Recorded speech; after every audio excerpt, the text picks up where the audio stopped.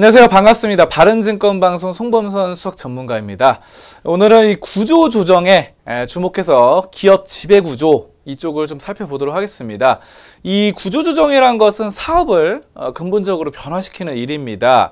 자, 그래서 이 화면에 보시는 바와 같이 이거예요. 이렇게 바로 회사에서는 이렇게 손을 밀어가지고 기존에 이분들이 이제 회사를 위해서 일하는 직원들입니다. 회사를 위해서 일을 하고 있는데 밀어가지고 여기 이제 너 필요 없다 그러고 떨어뜨린 거예요. 그래서 여기는 이제 필요 없는 쓰레기통 정도가 되겠죠. 그래서 사실상 굉장히 좀 무서운 우리 직장인들, 이 영상을 보시는 분들 직장인들 많을 텐데요.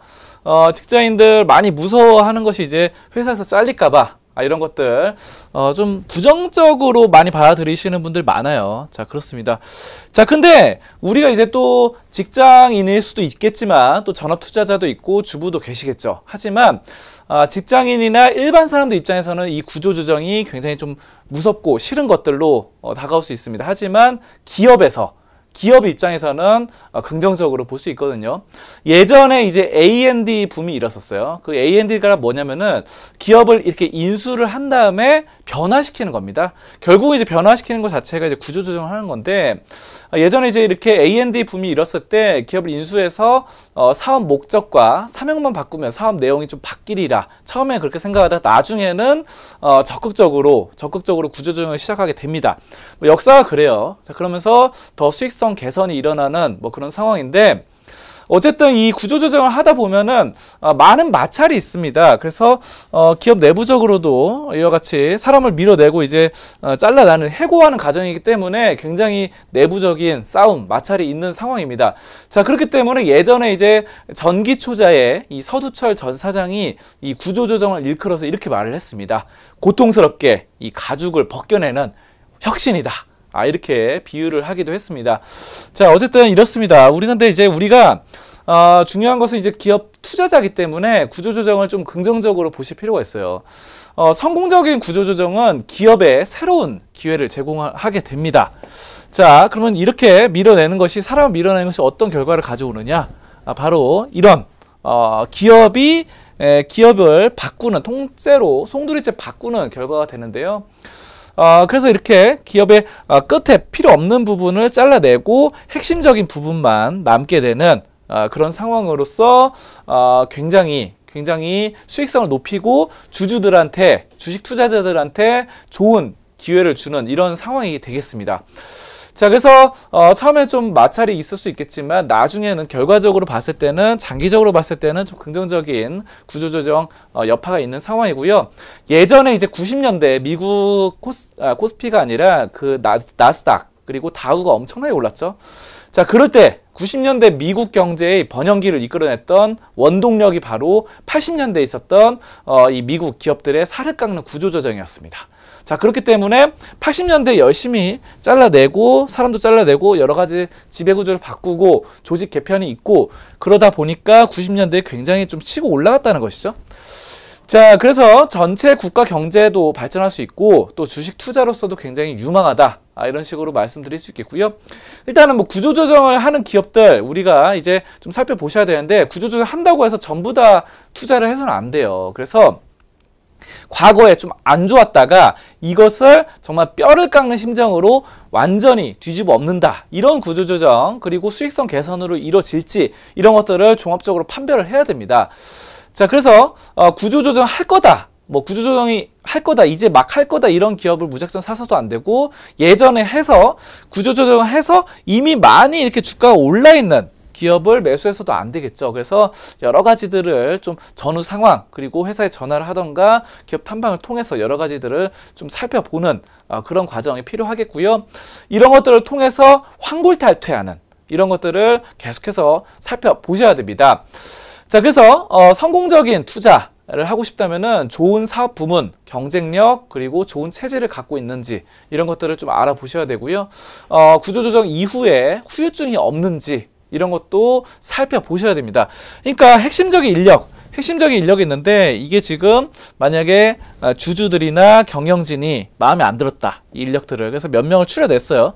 자, 그랬을 때 이 회사에 차후에 문제가 발생할지, 이런 부분을 좀 감안을 하셔야 된다는 겁니다. 괜히 엄한 사람 잡아가지고 회사가 더 안 좋아질 수 있거든요.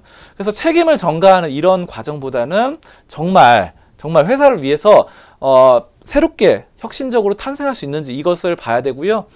자, 그리고 기업이 부실을 털어내고 핵심 역량에 집중해서 기업의 내용이 이렇게 바뀌고 있다라는 것들 계속해서 우리가 또 감지를 할 수 있어야겠습니다. 자, 그렇기 때문에 이러한 구조조정으로 수익성 개선에 대한 확신이 있을 때 매수를 해야 됩니다. 자, 그래서 우리가 이제 종목을 좀 하나 좀 짚어보도록 하겠습니다. 종목 뭐가 있을까요? 제가 이제 최근에 이제 구조조정한 종목 하나를 들고 나왔습니다. 자, 바로 롯데쇼핑입니다. 롯데쇼핑.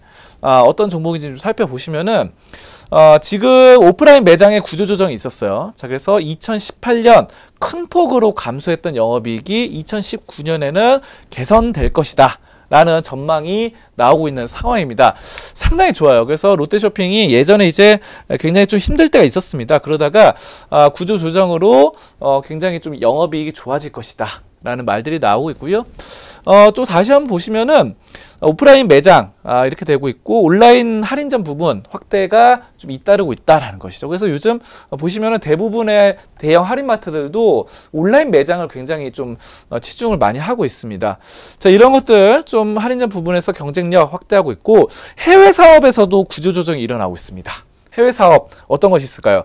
바로 중국에서 백화점 2개를 남기고 철수를 마쳤습니다. 자, 여러분들 롯데쇼핑 하면은 여러분들 생각하셔야 되는 게 있어요. 뭐냐면은 그 롯데 백화점입니다. 우리나라 백화점 탑3 뭐죠? 현대백화점, 롯데백화점, 신세계 뭐 이렇게 있죠.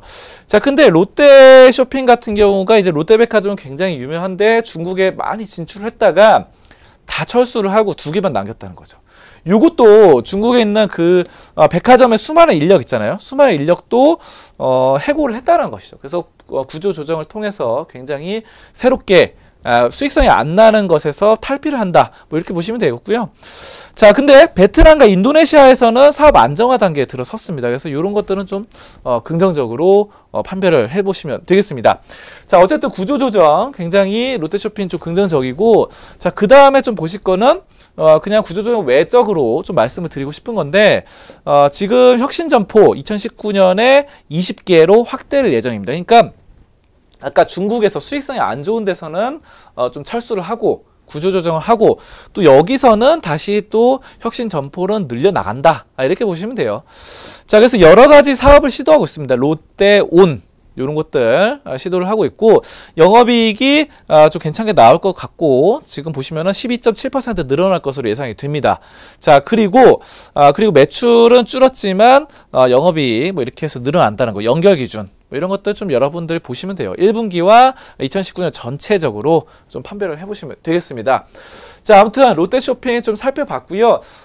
지금 이런 기업들 좀 많이 발굴을 하셔야 됩니다. 그래서 구조조정의 열매가 또 종업원이나 채권자뿐만 아니라 주주인 우리들에게도 매우 달콤한 것이 되는지 우리 주인인 주식의 주인인 그런 것들이 좋아지는지 살펴보셔야 됩니다.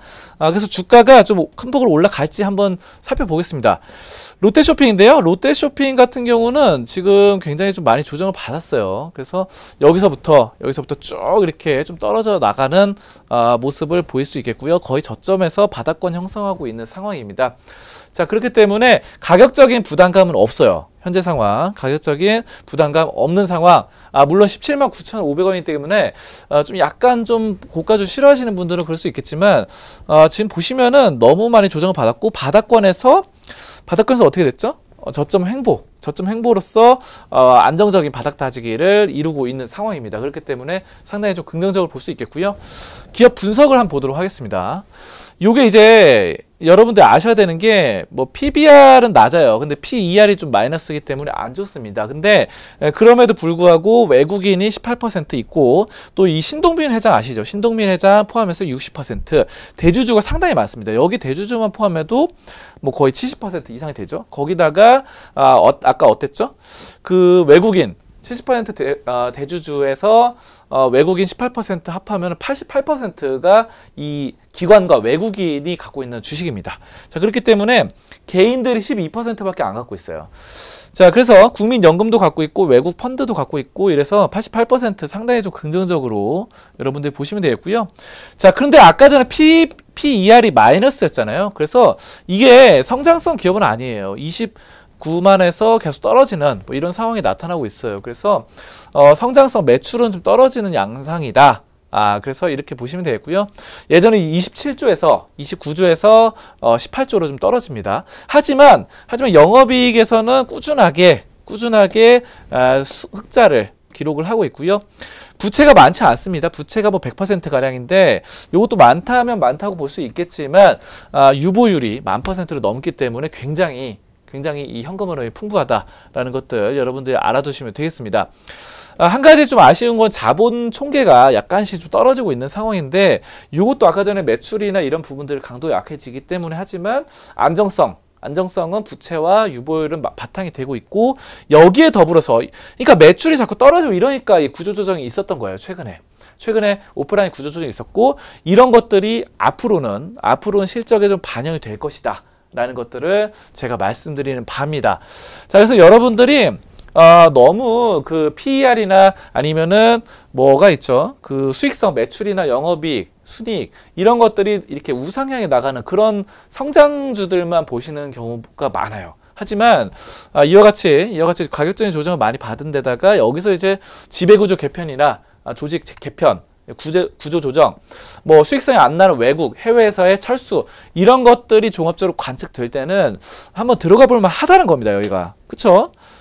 굉장히 좀 저점인 것 같아요. 제가 봐도 176,500원 저점 찍고 179,500원까지 올라서는데 아무튼 그렇습니다. 여러분들 이런 롯데쇼핑뿐만 아니라 구조조정을 할 수 있는 수많은 기업들이 있어요. 최근에. 그래서 이런 기업들을 여러분들 많이 검색을 하시고 조사하시고 분석하시고 투자하셨으면 좋겠습니다. 그 엄청난 달콤한 열매를 가져가셨으면 좋겠습니다. 여기까지 바른증권방송 송범선 전문가였습니다. 감사합니다.